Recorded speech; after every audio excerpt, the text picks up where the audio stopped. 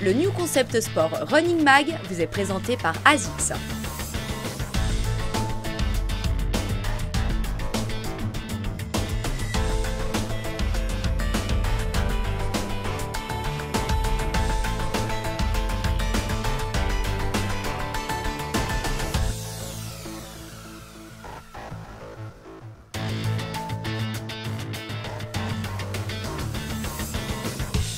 Parmi les outils qui existent pour mesurer la fatigue et les potentiels états de performance des athlètes, la variabilité de la fréquence cardiaque qui a été introduite en novembre par le coach du Running Mag reste une source de questionnement et puis prometteuse aussi. On arrive maintenant facilement à avoir des mesures, mais c'est difficile de savoir quoi en faire. Il y a une multitude d'applications via les cardiofréquencemètres ou via les téléphones qui permettent de récolter ces signaux. Une chose essentielle, c'est la qualité des mesures. Elle est dépendante de la position, de l'heure de la journée, de l'état de stress, de ce que vous avez mangé, des entraînements de la veille. Et tout ça rend la variabilité cardiaque très sensible. Donc nous, on utilise une méthode où on fait ces mesures-là le matin au réveil, dans des conditions le plus standardisées possible. Ça nous permet d'éviter les biais d'interprétation. L'idée, c'est de mesurer la variabilité du temps qui se passe entre chaque battement cardiaque. Ce temps varie, d'où le terme analyse de la variabilité de la fréquence cardiaque. Et en fait, par des traitements mathématiques, on a mis ça en lien avec des états de fatigue ou de fraîcheur, que ce soit au niveau psychique et physique. La finalité là derrière, c'est de pouvoir caractériser la fatigue. Ça veut dire, oui, on a des états de fatigue liés avec la variabilité cardiaque, mais selon l'analyse qu'on en fait, on peut avoir des états de fatigue qui sont différents et qui seront pris en charge d'une manière différente.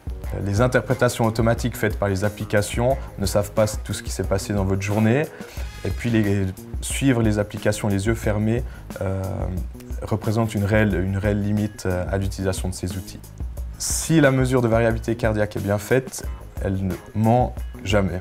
La contrainte principale est l'investissement de temps, que ce soit dans la récolte et dans l'analyse et dans l'adaptation des remédiations qu'on va faire sur l'analyse, qui reste la principale limite.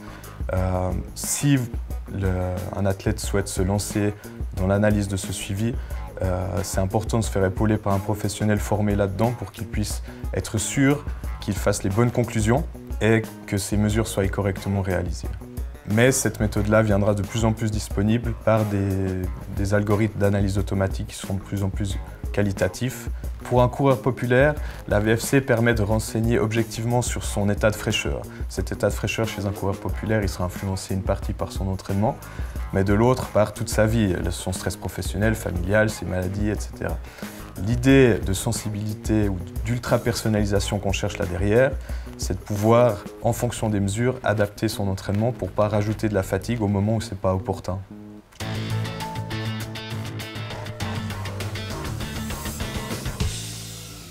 Spartan est le leader mondial des courses à obstacles, un concept qui allie perf et camaraderie et qui permet à tout un chacun de se sentir heureux pendant un moment et surtout pas trop nul en course à pied. Spartan est aussi une franchise américaine, comme McDo, comme Starbucks, ce qui prouve que la course à pied peut aussi n'être qu'un big business. Mais ça, avec les Color Run, les Rock'n'Roll Marathon, on le savait déjà. En fait, ces Spartan, elles ressemblent quand même beaucoup aux courses Strongman qu'on avait couvertes par le passé dans ce même Running Mag. Un peu du réchauffé donc. Bref, si on change de sujet, mais pas tant que ça, vous savez ou pas que la marque de textile suédoise Craft s'est lancée depuis peu dans les chaussures? Ben oui, il fallait bien. Et en s'associant à la marque Spartan, ils ont décidé de créer une chaussure pour les courses à obstacles et conditions difficiles. La Spartan. Ça, c'est une bonne idée. Pour ce type de course extrême, on peut s'imaginer que la chaussure doit 1. Offrir un super drainage, parce qu'il y a de la flotte partout. La semelle intermédiaire de la Spartan dispose de canaux de drainage qui évacuent l'eau depuis l'intérieur. 2. Un grip exceptionnel pour pouvoir attaquer les obstacles et les dénivelés extrêmes de ce type de course. 3. Être souple et assez légère pour ceux, même s'ils sont rares, qui vont vite.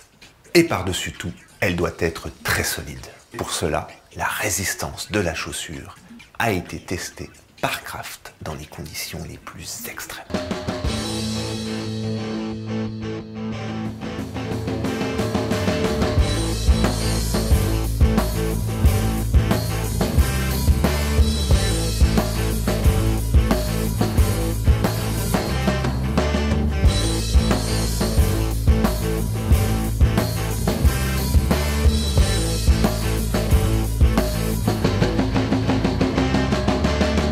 Après ça, on peut être convaincu et l'on se dit qu'à une époque où les chaussures durent de moins en moins longtemps et font de moins en moins de kilomètres, la CTM Spartan de Craft pourrait vous servir à bien d'autres styles de course que des épreuves à obstacles. Ah, j'oubliais, c'est peut-être un acte inconscient volontaire de ma part en fait. La première Spartan de Suisse aura lieu à Verviers, bientôt. Ok, le 14 septembre.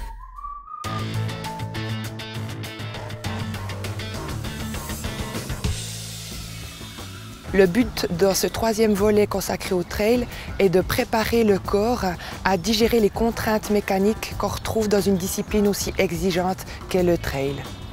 Pour cela, on va travailler une série d'exercices en lien avec la spécificité du trail. Tout d'abord le gainage du tronc. On va travailler la stabilité du pied qui va contrecarrer les aspérités du sol. Et enfin, on va travailler la robustesse des tendons qui sont soumis à de fortes contraintes durant les descentes. Le premier exercice est une planche latérale, coude au-dessous de l'épaule et le corps bien dans l'axe. Et puis vous maintenez la position de 20 à 30 secondes de chaque côté. Évolution, vous allez soulever la jambe supérieure tendue dans l'axe, de 10 à 15 répétitions de chaque côté. Dernière variante, vous allez vous aider du mini-band et le mettre à hauteur au-dessus du genou. Lorsque vous soulevez en position de planche, vous allez également écarter la jambe pour mettre en tension le mini-band et travailler plus spécifiquement les muscles fessiers. 2 déclinaisons pour les exercices de stabilité du pied. Premier exercice, la balance glutéale. Le genou est légèrement plié au sol, le corps se penche en avant et le dos reste droit. Répétez l'exercice 20 à 30 fois en maintenant l'équilibre au maximum. Deuxième variante, le pied est dynamique. Sautez de part et d'autre d'un espace entre 20 et 30 cm pendant 15 secondes en essayant d'aller le plus rapidement possible pour travailler la stabilité latérale de la cheville et du genou et comparer le côté gauche avec le côté droit. Troisième exercice, amélioration de la robustesse des tendons par un travail de freinage ou excentrique.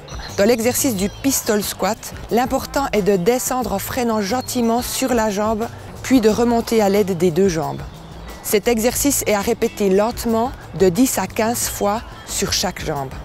Avec la pratique, essayez de descendre le genou le plus bas possible.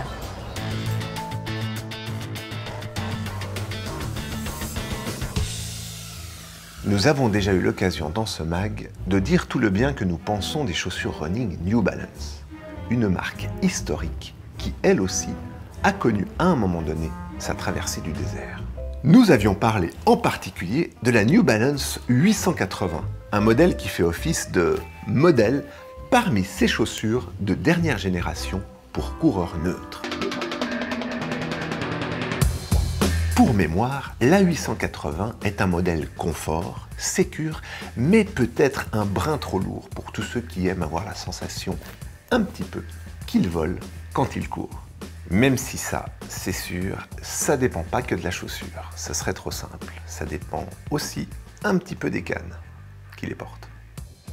New Balance déboule donc cet automne avec la dernière version de sa 870, un modèle plus léger, 273 grammes chez les hommes, 234 chez les femmes, plus dynamique et également adapté aux pronateurs légers puisque pourvu d'un renfort intérieur. La 870, c'est un drop classique de 6 mm pour un modèle qui conviendra très bien aux coureuses et aux coureurs populaires sur des séances rapides ou sur des distances longues de type semi-marathon et même marathon. La 870, ce sont aussi plusieurs atouts spécifiques à faire valoir. Mais lesquels? Réponse après la pub. C'est déjà un peu de la pub quand même. Tout d'abord, une semelle intermédiaire dite Ground Contact Revlite. Tout un programme qui offre une sensation de course directe et une élasticité maximale. Une semelle intermédiaire qui, selon New Balance, remplace carrément la semelle extérieure sur certaines zones. Deuxième atout, le mesh de dessus.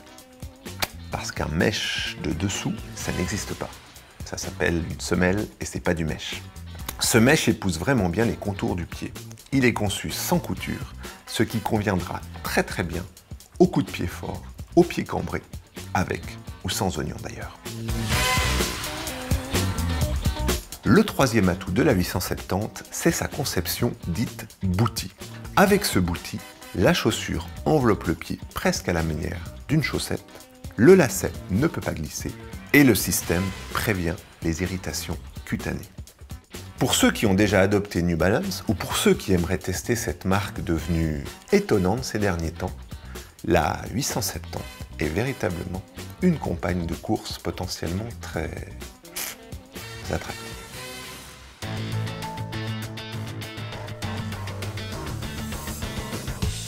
Le dernier concours n'a pas dérogé à la règle. La perspective de gagner une montre attise toujours autant les convoitises. Et vous avez été extrêmement nombreux à tenter votre chance. Les montres de marque Rolex ne sont pas adaptées à la pratique de la course à pied. Ça se saurait sinon, c'est sûr. La grande gagnante de la Garmin Forerunner 245 est ainsi Nicole Darbelay de Lide en Valais. Belle perf Nicole. Ce mois, nous vous offrons 3 bons d'achat d'une valeur de 150 francs à valoir sur une paire de chaussures de marque ASICS. La question est en lien avec la mythique ASICS Kayano présentée dans le MAG du mois passé. Le modèle ASICS Kayano fête cette année un anniversaire symbolique. Est-ce que c'est l'anniversaire de ses 10 ans, de ses 25 ans ou de ses 100 ans? Envoyez dès maintenant votre réponse avec vos coordonnées complètes à l'adresse mag@ncsport.ch. Bref, si on change de sujet... Oh là là, j'ai un problème avec ça. Si on change. Si on change. Si on change. De sujet. De sujet. De sujet. De sujet. Si on change de sujet. Si on change de... Si on change de... Putain, je vais pas y arriver. Si on change. Oh putain.